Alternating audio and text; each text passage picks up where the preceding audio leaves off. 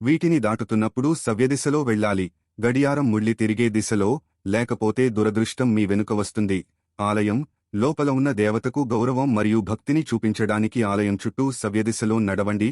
బ్రాహ్మణ, పూజారి లేదా పండితుడు సవ్యదిశలో కదలడం వారి జ్ఞానం మరియు ఆధ్యాత్మిక అధికారం పట్ల గౌరవాన్ని చూపుతుంది.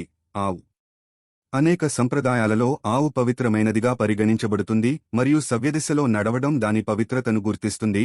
తేనె మరియు నెయ్యి ఇవి భారతీయ సంస్కృతిలో స్వచ్ఛమైన మరియు పవిత్రమైన పదార్థాలుగా పరిగణించబడతాయి.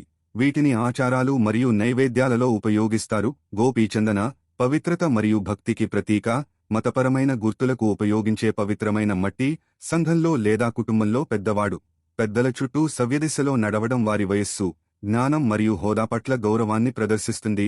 వృద్ధుడు అనుభవం మరియు మార్గదర్శకత్వం యొక్క చిహ్నంగా వారి పట్ల గౌరవం చూపడం ఆచారం. విద్యావంతులు, పండితులు లేదా ఆధ్యాత్మిక జ్ఞానం ఉన్నవారు తమ జ్ఞానం పట్ల గౌరవానికి అర్హులు.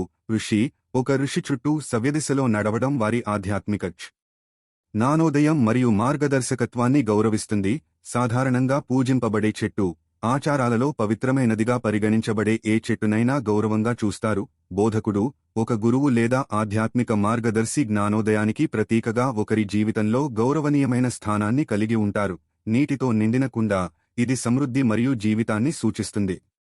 ఎందుకంటే నీరు జీవితం యొక్క సారాంశంగా పరిగణించబడుతుంది. వండిన ఆహారం పెరుగు మరియు తెల్ల ఆవాలు ఇవి పవిత్రమైన వస్తువులు. వీటిని తరచుగా ఆచారాలలో లేదా నైవేద్యాలలో ఉపయోగిస్తారు. పోషణ మరియు స్వచ్ఛతకు ప్రతీక.